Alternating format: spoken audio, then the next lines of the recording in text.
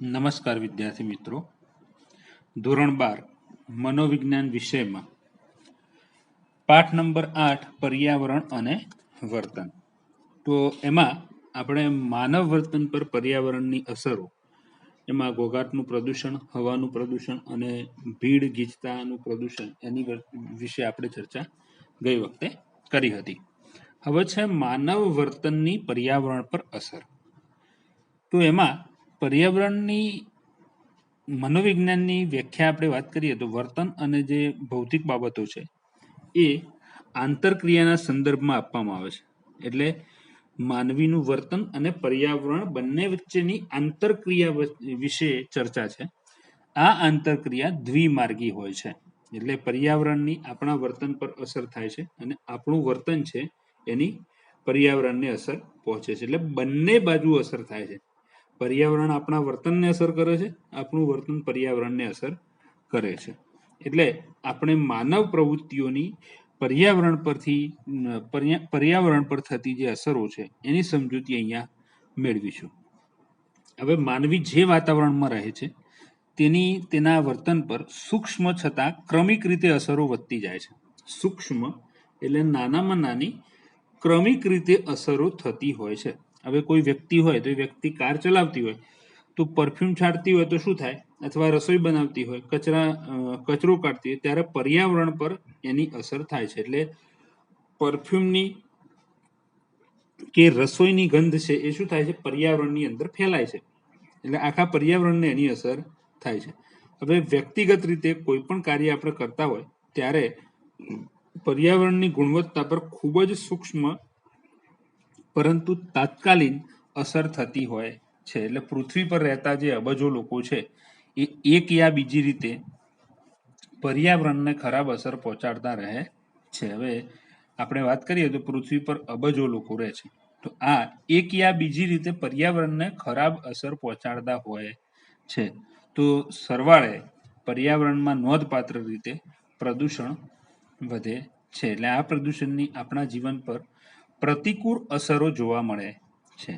એટલે જેથી સમગ્ર વિશ્વમાં પ્રત્યેક વ્યક્તિઓએ લાંબા ગાળે ગંભીર ભયનો સામનો કરવો પડે છે. એટલે ગંભીર ભયનો સામનો કરવો પડે છે જે જીવનને આધાર આપે છે, તેમજ જીવનને આગળ ધપાવે છે. એટલે એવા પર્યાવરણમાં માનવ પ્રવૃત્તિઓ છે એ પ્રવૃત્તિઓથી અપરિવર્તનશીલ અને હાનિકારક ફેરફારો છે એ થઈ રહ્યા છે. અપરિવર્તનશીલ અને હાનિકારક ફેરફારો થઈ રહ્યા છે. એટલે પર્યાવરણ ઉપર જે પ્રદૂષણની ગંભીર અસરો થઈ રહી છે એની ફેરફાર ન થઈ શકે એવા એ પ્રકારના પરિવર્તનશીલ હાનિકારક ફેરફારો થઈ રહ્યા છે. અપરિવર્તનશીલ હાનિકારક ફેરફારો. હવે માનવ વર્તનની પર્યાવરણ પર નીચે મુજબ અસરો થાય છે. માનવ વર્તન ઉપર કઈ કઈ અસરો છે તો એમાં જોઈએ આપણે તો કુદરતી સંસાધનોનો દુરુપયોગ. આ સૌથી પહેલી બાબત છે કે માણસ એ કુદરતી સંસાધનોનો દુરુપયોગ કરી રહ્યો છે. એટલે કુદરતી રીતે જે પ્રાપ્ત થતી સંપત્તિ છે, કુદરતમાંથી પ્રાપ્ત થતી, તો એ ચોક્કસ મર્યાદા હોય છે એ વસ્તુની, અને મર્યાદિત પ્રમાણમાં આપણે એનો ઉપયોગ કરવો પડે. હવા છે, પાણી છે, ખોરાક, બળતણ, આ બધા તમામ પદાર્થો છે એ પર્યાવરણ દ્વારા માનવ જાતને મળેલ અણમોલ ભેટ છે એવું આપણે કહી શકીએ છીએ. હવે માનવ જીવનના અસ્તિત્વને જો ટકાવી રાખવું હોય તો ટકાવી રાખવા માટે તેનો ઉપયોગ છે, યોગ્ય ઉપયોગ અને સંગ્રહ ખૂબ જરૂરી હોય છે. યોગ્ય પ્રમાણમાં ઉપયોગ કરવો અને સંગ્રહ કરવો જરૂરી છે. મોટે ભાગે આપણું વર્તન છે એ વર્તન પર્યાવરણ માટે અનિચ્છનીય હોય છે. પર્યાવરણ માટે અનિચ્છનીય છે. એટલે આપણી પ્રવૃત્તિઓ છે એ પ્રવૃત્તિઓ અને ક્રિયાઓથી થનાર જે નુકસાન છે એ નુકસાનને ધ્યાનમાં લીધા વિના આપણે એવું વર્તન કરતા હોઈએ છીએ કે જે પર્યાવરણની વિરુદ્ધનું અને આપણા અસ્તિત્વ માટે જોખમી હોય છે. એટલે પર્યાવરણની વિરુદ્ધનું વર્તન હોય છે અને સાથે સાથે આપણા અસ્તિત્વ માટે પણ એ વર્તન કેવું હોય છે, જોખમી બની જાય છે. બીજી વાત કરીએ તો નકામો કચરો. માનવ પ્રવૃત્તિઓ મોટે ભાગે ગટરના ગંદા પાણીથી લઈ અને કચરા સુધીની કક્ષાને આ બિનજરૂરી અને નકામા પદાર્થો ઉત્પન્ન થાય છે. હવે આ નકામા પદાર્થો છે ઉત્પન્ન થાય છે. હવે મ્યુનિસિપાલિટી તથા સરકારી એકમો છે એ માટે ગંદુ પાણી અને નકામા કચરાનો જે નિકાલ છે એ યોગ્ય વ્યવસ્થા કરવી એ આજના માટે તો ગંભીર સમસ્યા બની રહી છે. એટલે આપણે જાણીએ છીએ કે ગટરોનું ગંદુ પાણી છે એ નિર્ભયપણે નદીમાં છોડાય છે. તો નદીઓમાં આવું પાણી છે એ છોડાતું હોય તો પાણીના પ્રદૂષણની ગંભીર સમસ્યાઓ સર્જાય છે. હવે નદીનું પાણી છે એ માનવ વપરાશ માટે યોગ્ય હોય છે, બરાબર. હવે આવું પાણી જો છોડાય ગંદુ પાણી તો માનવ વપરાશ માટે યોગ્ય રહેતું નથી. હવે આપણને એ વાતનું અહીંયા દુઃખ છે કે મોટાભાગની જે નદીઓ છે એ નદીઓમાં પાણી માનવ વર્તન માટે વપરાશ માટે યોગ્ય રહ્યું નથી, એટલે વપરાશ લાયક છે નહીં. રોજબરોજની આપણું જે કચરો ઉત્પન્ન કરીએ છીએ તેના લીધે વધતી જે સમસ્યાઓ છે એ સમસ્યાઓના ઉપાયો સરળ નથી. હવે આજની સમસ્યાઓની વાત કરીએ તો વધતી જતી સમસ્યાઓ છે એનો ઉપાય સરળ નથી. એટલે કેટલાક કચરાનો કુદરતી રીતે નાશ થઈ શકે એમ છે, કેટલોક કચરો એવો છે કે જેનો આપણે કુદરતી રીતે નાશ કરી શકીએ છીએ. જ્યારે પ્લાસ્ટિક છે તો પ્લાસ્ટિકની કોથળીઓ છે જેવી જે વસ્તુઓ છે એ નાશ થઈ શકતી નથી. હવે પ્લાસ્ટિક એવી વસ્તુ છે કે જેનો નાશ કરવો એ શક્ય નથી. એટલે નકામા કાગળ છે, કાચ છે, પ્લાસ્ટિક છે, ધાતુ છે, એની પુનઃ પ્રક્રિયા કરી આપણે રિસાયકલ કરી અને પુનઃ ઉપયોગમાં લેવા માટે પર્યાવરણની જે જાળવણી છે એ જાળવણી માટે ખૂબ જ વિધાયક બાબતો છે એ એના માટે યોગ્ય બાબતો હોય છે. એટલે આ કાર્ય માટે લોકોમાં વિધાયક અભિગમ છે એ વિકસે, તેમજ પર્યાવરણીય જે અભિમુખ છે એ અભિમુખ પ્રવૃત્તિઓ છે એ પ્રવૃત્તિઓ તેઓ સહભાગી બને તે માટેના સઘન પ્રયાસો આપણે કરવા જોઈએ. એટલે સહભાગી પ્રયાસો કરવાના રહે છે. ત્રીજું છે ગંદકી. જાહેર સ્થળો છે, રસ્તાઓ છે, એના પર ગંદકી કરવા માટે વિવિધ લોકોની ગંદકી કે વિકૃત ટેવો છે ટેવો પણ જવાબદાર હોય છે. દાખલા તરીકે જ્યાં ત્યાં થૂંકવું કે પાનની પિચકારી મારવી, ખુલ્લામાં નાક સાફ કરવા, કોગળા કરવા, ઉલટી કરવી, રસ્તા ઉપર નાહવું, વાસણ માંજવા કે કપડાં ધોવા માટે જાહેર જગ્યાઓ ઉપયોગ કરવો, નદીઓનો ઉપયોગ કરવો, પછી ઘરની વસ્તુઓ કે રિપેરિંગ જાહેર જગ્યામાં કરવો, સાધનોનો સાફ કરવા, એનો ગંદો કચરો છે એ ત્યાં જ નાખવો. આવું થાય ત્યારે નાસ્તાની લારીઓ છે કે શેરડીના રસ, જ્યુસની લારી છે એ દ્વારા જે રસ્તા પર પેપર ડીશો ફેંકવામાં આવે છે, શેરડીના કૂચા ફેંકવામાં આવે છે કે ફળના છોતરા નાખવામાં આવે, એ એક જ જગ્યાએ ખૂબ જ પાણી ઢોળી અને કાદવ કરવો, તેમજ ઢોરોના માલિકો દ્વારા ઢોરને રખડતા મૂકવા, જેને પરિણામે ઢોર દ્વારા જાહેર સ્થળો એ ખૂબ જ છાણ, મૂત્ર કે ગંદકી ફેલાવતા હોય છે. એટલે આવી જે ગંદકી છે એ ગંદકી ફેલાતી વખતે સ્વચ્છતા અથવા સ્વચ્છતા જાળવવા માટે પોતાની કોઈ જવાબદારી જ ન હોય એવી રીતે લોકો વર્તતા હોય છે. એટલે એના માટે પોતાને હોશિયાર માનતા કેટલાક લોકો છે એ લોકો પોતાનું આંગણું છે એ સ્વચ્છ રાખતા હોય છે અને બીજાને આગળ ગંદુ થાય તો એની કોઈ પરવા કરતા નથી અને ગંદુ કચરો ચૂપચાપ પડોશીના આંગણા પર નાખી આવતા હોય છે અને પોતે સ્વચ્છ હોવાનો ડોળ કરતા હોય છે. એટલે એ આપણને આ રોજબરોજની આપણા જીવનની અંદર બનતી ઘટનાઓ છે. એટલે આવી ગંદકી ફેલાવાથી પોતે એમાંથી બચી શકતા નથી. હવે જો આ સમસ્યાઓનો ઝડપી ઉકેલ નહીં આવે તો આ વિશ્વ ભાવિ પેઢીઓના વંશજો છે એ માટે જીવવા લાયક રહેશે નહીં. એટલે આવનારી પેઢી માટે વિશ્વ છે એ જીવવા લાયક રહેશે નહીં. આ એક મોટી સમસ્યા છે. આવો ભય માનવ વસ્તી વૃદ્ધિ કે જુદી જુદી વસ્તીઓ છે, વસ્તુઓના વધુ પડતો ઉપયોગ તેમજ કુદરતી સ્ત્રોતો છે એ સ્ત્રોતો છે એ સંગ્રહનો અભાવ ઉભો થયો છે કે આજે જુદી જુદી વસ્તુઓનો ઉપયોગ ના કુદરતી સ્ત્રોતો છે એનો અભાવ દિવસે દિવસે ઉભો થતો જાય છે.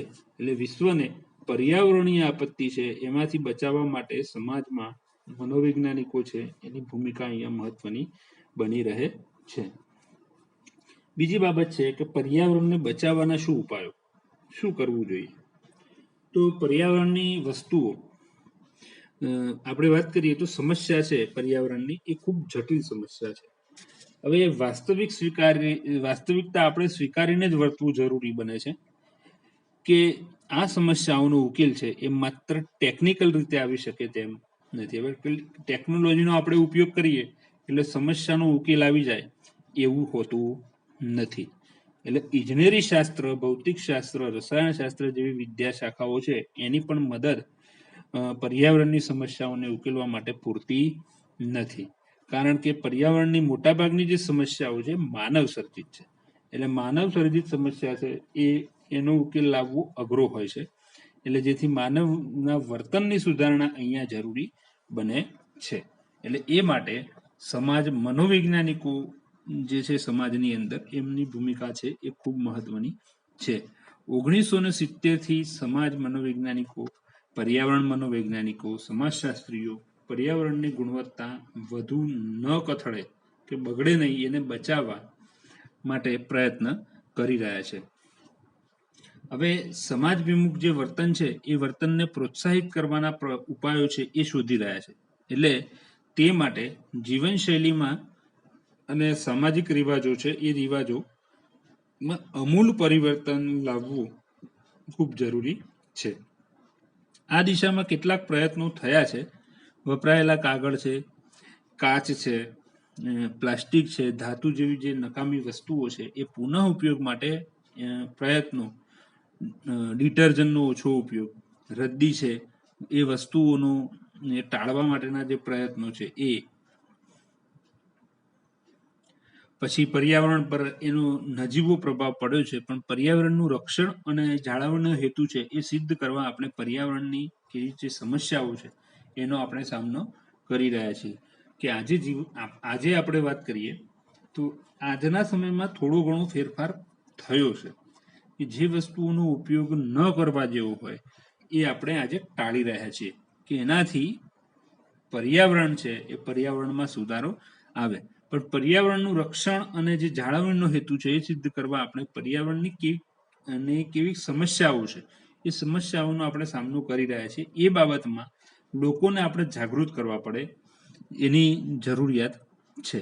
તેમજ તેઓને પર્યાવરણ અભિમુખ કરવા માટે તેમના જે મનોવલણો છે અને વર્તન છે એ વર્તનમાં પરિવર્તન લાવવું ખૂબ જરૂરી છે. જો પર્યાવરણવિદો માટે પણ પર્યાવરણનો જે દુરુપયોગ છે એ દુરુપયોગને અટકાવવા ઉપરાંત પર્યાવરણના જે દુરુપયોગની પ્રક્રિયા છે એ પ્રક્રિયા અમને ઉલટાવવાની જરૂર છે. કે રેફ્રિજરેટર છે તો રેફ્રિજરેટર માટે વપરાતો ક્લોરોફ્લોરોકાર્બન આવે છે, તો એ કાર્બનનો વધુ પડતો જો ઉપયોગ કરવામાં આવે તો સૂર્યની અંદર અલ્ટ્રાવાયોલેટ કિરણો છે એ એની કિરણોની જોખમી અસરો ઊભી થાય છે. અને એ અલ્ટ્રાવાયોલેટ કિરણોની સામે જે જોખમી અસર છે એને રક્ષણ આપતા પર્યાવરણની અંદર ઓઝોન વાયુ છે. ઓઝોન વાયુનું આખું એક પડ છે. એ પડ એનાથી ક્લોરોફ્લોરોકાર્બનથી પાતળું પડી જાય છે. હવે ઓઝોનનું પડ જો પાતળું થાય તો એના કારણે શું થાય? તો અલ્ટ્રાવાયોલેટ કિરણો છે એ કિરણો સીધા પૃથ્વી ઉપર પડે છે, જેના કારણે ચામડીનું કેન્સર કે ચામડીના રોગો છે એમાં પ્રમાણ વધતું રહ્યું છે. એટલે આંતરરાષ્ટ્રીય સહકારથી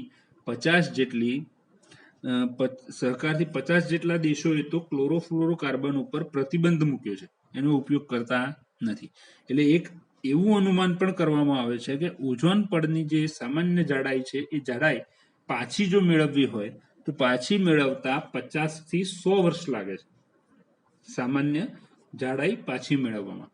હવે પર્યાવરણને જે થતા નુકસાન છે એ નુકસાનની સમસ્યા હલ કરવા માટે તાત્કાલિક અમલમાં મૂકી શકાય એવો કોઈ સરળ ઉકેલ છે નહીં કે જેને આપણે તાત્કાલિક ઉકેલમાં મૂકી અને એનો ઉપયોગ કરી શકીએ. તો આ સંદર્ભે લોકોનો સહકાર છે એ પ્રાપ્ત થાય અને વ્યક્તિ પોતે સમજે તો આ પરિસ્થિતિ છે એ નિયંત્રિત કરવામાં શક્ય બને છે. આ સમસ્યાના નિવારણ માટે માત્ર સરકારના જે પ્રયત્નો છે એ પ્રયત્નો પૂરતા નથી. સરકાર પ્રયત્નો કરે એટલે પતી જાય એવું હોતું નથી. સમસ્યાની ગંભીરતા અંગે લોકોમાં જાગૃતિ લાવવી એ ખૂબ જ જરૂરી છે. ભારત વિદેશમાં થયેલા જે અભ્યાસો છે એવું દર્શાવે છે કે લોકો પર્યાવરણની સમસ્યાની ગંભીરતાથી સભાન નથી. તેથી આ સંદર્ભમાં જનજાગૃતિ કાર્યક્રમો છે એ શરૂ કરવામાં આવેલા છે અને એ સાચી દિશામાં એનું પ્રથમ સોપાન આપણે ગણી શકીએ.